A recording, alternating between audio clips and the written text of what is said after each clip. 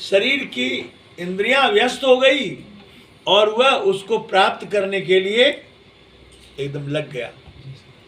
और अंतःकरण की इंद्रियों में एक इंद्रिया है जिसका नाम है चित्त।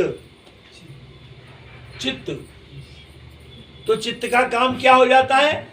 अब वह फोटोग्राफी कर रहा है। ऑटोमेटिक कैमरा देखे होंगे, वो ऑटोमेटिक कैमरा हृदय स्थल पर लगा हुआ है और वह ऑटोमेटिक कैमरा जो है वह अब फोटो ले रहा है। जितने कर्म कर रहे हैं आप मन के आगोश में आकर, मन के बढ़े हुए अवस्था में अच्छे बुरे जो कर रहे हैं वो कैमरा में खिंचा रहा है ऑटोमेटिक। ये नियम है, गणित है। काल जगत में यह गणित बिल्कुल प्रबल गणित है। अब वह आदमी मर जाएगा तो मरने के बाद उसको क्या होगा कि वही कैमरा को निकाला जाएगा और उस कैमरे में देखा जाएगा कितना कर्म कैसा किया है, और उसी के आधार पर दूसरा जो जन्म होगा, चाहे बहुत ज़्यादा मांसाहारी रहा है, नशेड़ी रहा है, उसका जीवन अस्त व्यस्त रहा है, टेंशन युक्त है, तो ऐसी आत्माओं को त्रियक जोनियों में दिया जाता है। त्रियक जोनियों में निम्न स्तर की जोनियों, उसी काल गणित के मुताबिक उसको जो जन्म होता है। अब वह 84 लाख योनियों में परिभ्रमण करता रहेगा, जैसे जैसे उसका गणित बना है वैसे वैसे। तो कब मनुष्य जीवन मिलेगा क्या पता। इसलिए रामायण में कहा कि बड़े भाग्य मानुष तन पावा, सुर दुर्लभ सदग्रंथन गावा, साधन धाम मोक्ष कर द्वारा पाइन जी परलोक संवारा, सो परत्र दुख पावई, सिर धुनि धुनि पछताए, काल ही कर्म ही ईश्वर ही मिथ्या दोष लगाए। ऐसे प्राणी अज्ञान जन्य अवस्था में रह करके कभी काल को दोष देता है, कभी उसको दोष देता है। काली मैया तो इतना दिन तक ज्योत जले लियो, पूजा कर लियो, तैयो ना हो गए, मेरे बालक भी नहीं हो रहा एक भी। हाँ, ये कह रहे मेरे को बालक भी नहीं हो रहा एक भी, क्योंकि उसके मन की बात जो थी वह व्यथा वहां कह रहे हैं। अरे वहां कौन है? काली कहाँ है? ही नहीं, काली है ही नहीं, मिथ्या कल्पना है। इसलिए मैं कहता हूं न दुर्गा है न काली है, कोई नहीं है, तुम हो। तुम नहीं हो तो कुछ भी नहीं है। तुम खुद को जानते हो कि मैं कौन हूं?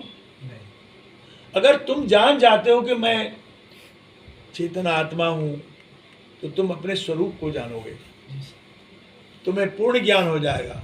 फिर संसार की माया, संसार की कुरीतियां तुम्हें नहीं बांध सकेगी। तुम्हारे प्रकाश से समाज प्रकाशित होगा, तुम्हारा जीवन धन्य रहेगा, औरों का जीवन भी धन्य होगा। लेकिन ऐसा नहीं होता। होता क्या है? कल्पनाओं में लोग जी रहे हैं, कल्पनाओं में मूर्तियां गढ़ते हैं, वो बनाते हैं, वो बनाते हैं, सारी चीज बनाते हैं। और उसमें अरे मूर्तियां तुमने बनाई, तुम तो उसका बाप बन गया। हम मूर्तियां बनाते हैं तो कारीगर हम हो गए ना। कारीगर जब आप हो गए तो आप मूर्तियां गढ़ते हैं, बनाते हैं, चाहे पत्थर को गढ़ करके आकृति दें या मिट्टी की आकृति दें या जिस चीज की आकृति दें, आपकी कल्पनाओं में बना, मनोकल्पना में, आत्मचेतना में नहीं, मन की कल्पनाओं में वो मूर्तियां गढ़ी गई। अब मैंने देखा कई बजरंगबली को मुंह में लड्डू ठूस रहे हैं, पवन पुत्र खा लो खा लो। अरे पवन पुत्र है जो खाएगा, कैसे खाएगा वो? उसके मुंह के भीतर तो सुर्खी चूना या पत्थर है या मिट्टी है, पेट है ही नहीं, हाथ बना ही नहीं है, वो खाएगा नहीं। और जो गरीब आदमी है बेचारा भूखा है, नंगा है, उसे तो 2 रोटी नहीं देंगे। भोग लगाए भी नहीं, कैसे दे देंगे? एक बार मेरे तरफ हल्ला हुआ था गुरुजी, बोला नंदी महाराज दूध पी लिया, खिचड़ी खा लिया शिवालय में। हल्ला ऐसा हुआ तो हम क्या बोले, जो हल्ला कर रहा था, हम बोले मेरा जमीन कितना है, मेरा हिस्सा 5 भाई में, अगर मेरे हाथ से अगर 1 चम्मच पानी पी लिया नंदी महाराज तो मैं अपना प्रॉपर्टी लिख दूंगा। अगर ऐसा हो गया, और मैं ये भी बता देता हूँ, फाड़ के देखूंगा उस मूर्ति के अंदर में होल तो नहीं है, इधर से डाला इधर चला गया। शांत रहिए। होता है कि देखो देखो, ये बात मैं बताऊं कि जो विज्ञ आत्मा हो जाती है, जिससे चिंतन होता है, जो चिंतन युक्त होता है, वह व्यक्ति इस बात को विचार करता है, ठीक है नहीं? और बिना विचारे जो करे सो पाछे पछता है। देवघर जाते हैं कितने लोग, मैं गया था बहुत दिन पहले, जिस समय कि मैं फुल पैंट शर्ट में रहता था, संन्यास नहीं हुआ था हमारा, उस समय गया था। और ये देखने गया था उस समय भी कि भोला बाबा कैसे है। हम पंडा को कहे देवघर में कि पंडा जी हमें बताइए कि भोला बाबा कहाँ रहते हैं। तो मेरे पैर से माथे तक देखा, हो पैर से माथे तक देखा तो कहा कि कैसी बातें आप कर रहे हैं।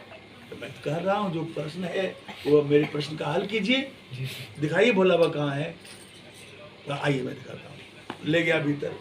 उस समय, अब तो नया शिवलिंग बन गया है, तो उस समय खियाते खियाते हाथ घसते घसते खियाते खियाते पत्थर घिस गया था, पानी ऊपर से छप छप करता था।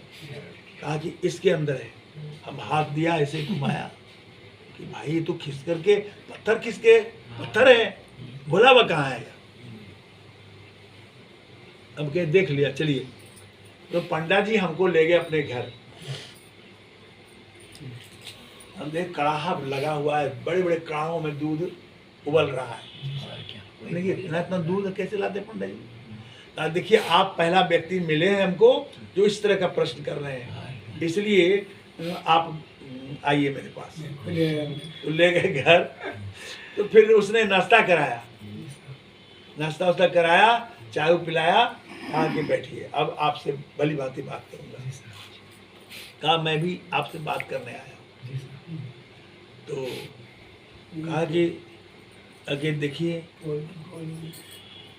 हमने कहा कि शास्त्र में लिखा है, शिव गीता पढ़े हैं आप। कहा हम तो कुछ नहीं पढ़े हैं बाबा, यहाँ लोग आते हैं दुनिया भर के पागल आते हैं और जल चढ़ाते हैं, हमें नोट चढ़ रहा है, हमें क्या लेना देना है उस नोट चाहिए हमको। तो हमने कहा कि देखिए शिव गीता में लिखा है, बिंदुनाद महालिंगम शिव शक्ति निकेतनम देहं शिवालिंग प्रोक्तं सिद्धुदं सर्वदेहिना। पहला श्लोक है। बिंदुनाद, बिंदु क्या है, नाद क्या है, शब्द और प्रकाश। कहीं भी शब्द और प्रकाश है, यहां भी सब प्रकाश है। प्रकाश में जाकर बहुत कान लगा सुनेंगे तो कोई न कोई शब्द हो रहा है। एक दीपक जलाएंगे उसमें शब्द हो रहा है। तो बिंदु और नाद का जो संबंध है अन्योन्याश्रित है।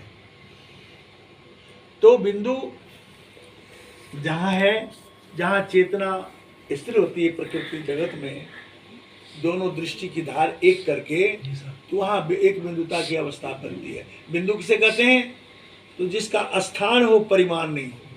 स्थान है पर परिमाण का मतलब होता है कि लंबाई चौड़ाई घटाव गुना नहीं हो सकता है। तो वो बिंदु की परिभाषा है।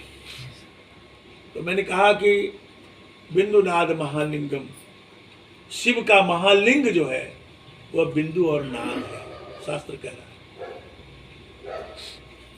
बिंदुनाद महालिंगम शिव शक्ति निकेतनम, शिव शक्ति का निकेतन होता है घर, शिव शक्ति का घर है वह बिंदुनाद। देहं शिवालय, सभी का शरीर शिवाला है, शिवालय।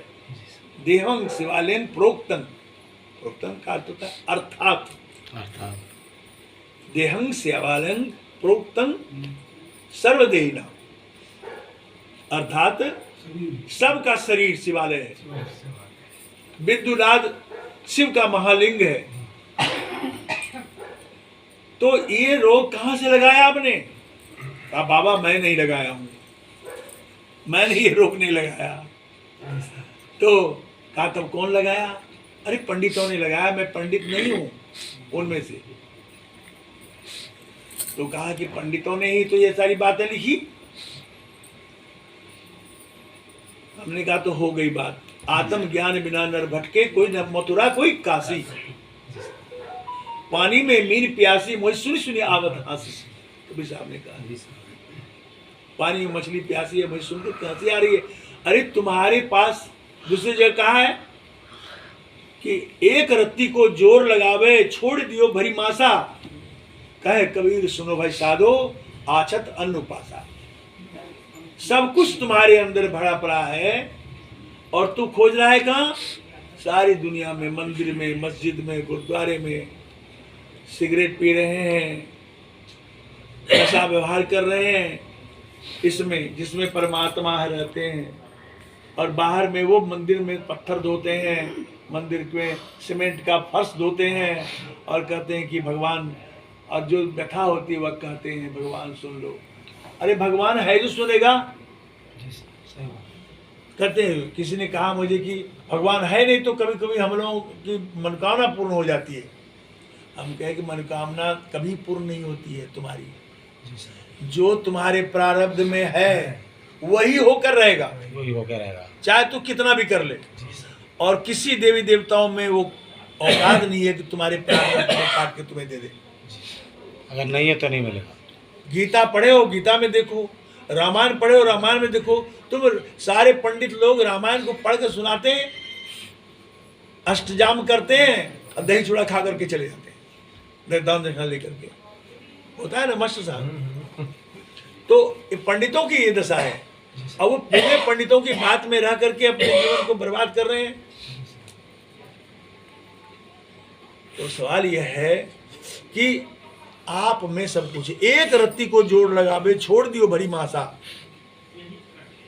भोजन रहते, भोजन रखा हुआ है अपने अंदर, हम भोजन रखें, कहें भोजन भोजन भोजन भोजन भोजन, पेट भर जाएगा? नहीं भरेगा। एक रत्ती जोड़ लगा कैसे बोले? एक रत्ती को, एक रत्ती का मतलब विषय सुख, संसार का सुख, मनोनीत सुख। एक रत्ती जोर लगा ले, जोर लगा लो, छोड़ दियो भरी मासा। आपके अंदर भरी मासा का अर्थ समुद्र के समान सुख आनंद है, उसको छोड़ दिया, उसे छोड़ दिया। एक रत्ती पर टिका हुआ है विषय सुख के पीछे, विषय सुख, मनोकामना, मन के द्वारा किया गया कामना, ये हो जाए, वो हो जाए, वो हो जाए, इसी पर संसार के प्राणी टिके, जिसके कारण कि उसके अंदर समुद्र के समान सुख है, उसका चिंतन अनुभव नहीं कर सकता। इसलिए मैं सबको कहता हूँ, जहाँ भी जाता हूँ मैं ये बात कहता हूँ, समझाता हूँ कि देखो, बहुत शास्त्र कथा कंठारो मंथन व्रतैव किम अन्वष्टव्यम प्रत्नेन मारुते ज्योतिरांतरम। बहुत से शास्त्रों को मथने से क्या लाभ? बहुत से शास्त्रों को मथने से क्या लाभ? प्रयत्नवान होकर के तुम्हारे अंदर जो अंधकार फैला हुआ है उसको वहां टॉर्च जलाओ, रोशनी करो, रूह रोशन करो, तुम्हें पता चलेगा। बाहर में लोग अंधेरी रात में टॉर्च जला करके मार्ग पे चलते हैं तो ठोकरें नहीं खाते, इसलिए टॉर्च जलाते हैं। और अंतर की यात्रा, अंतर में सूना पड़ा हुआ है, अंधकार पड़ा हुआ है। अंतर की कौन देखता है कि मेरे अंदर क्या है? अभी आपसे कहा ना कि भूत, वर्तमान और भविष्य 3 काल होता है, तीनों काल है। सारे लोग भूत काल के पीछे पड़े हुए हैं। तो रामायण को अपने गले में फसरी बांध करके झूल रहे हैं, ये है सही, ये बढ़िया है, अरे ये बढ़िया है। कोई गीता को लेकर के गले में फांसी बना के चला, कोई वेद को लेकर के।